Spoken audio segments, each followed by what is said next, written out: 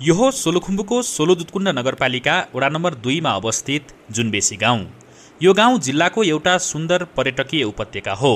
यहाँ वर्षेनी सिजनको समयमा हजारौं पर्यटकहरू घुम्नका लागि आउने गरेका छन्। आन्तरिक तथा बाह्य पर्यटनको आकर्षणको केन्द्रका रूपमा रहेको यो गाउँ सदरमुकाम सल्लेरीबाट सबैभन्दा नजिक रहेको पर्यटकीय गन्तव्य पनि हो। प्रकृतिको अनुपम सौन्दर्यले सजिएको यो गाउँ धार्मिक दृष्टिकोणले पनि उत्तिकै पवित्र रहेको छ। भनिन्छ यो गाउँको शिरमा देवताको वास छ, जसले सिङ्गो गाउँलाई प्राकृतिक विपत्तिहरूबाट जोगाउने काम गर्दछन्। मौलिक शेर्पा संस्कृति र परम्परा यो गाउँको मुख्य विशेषता हो।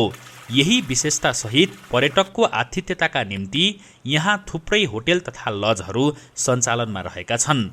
ती होटेल तथा लजहरूमा सिजनको समयमा पर्यटकहरूले गाँस बाँसको राम्रो सुविधा उपभोग गर्न पाउँदछन्। यहाँको पर्यटन विकासलाई लक्षित गर्दै नेपाल सरकारले हाल यो गाउँको सौन्दर्यलाई अझै बढाउनका निम्ति उल्लेख्य कामहरू गरिरहेको छ। वडा कार्यालय, स्थानीय नगरपालिका र प्रदेश सरकारको विशेष पहलमा यहाँका बाटोहरूमा ढुङ्गा बिछ्याउने काम हालसालै सम्पन्न भएको छ, जसले सिङ्गो गाउँको आकर्षणलाई अझै बढाइदिएको छ। यहाँ एउटा पुरानो गुम्बा पनि रहेको छ, जो बौद्ध धर्म संस्कृतिको ज्वलन्त पहिचान हो। यहाँका बासिन्दाहरू अधिकतर बौद्ध धर्म मान्ने भएकाले अहिंसावादी छन्।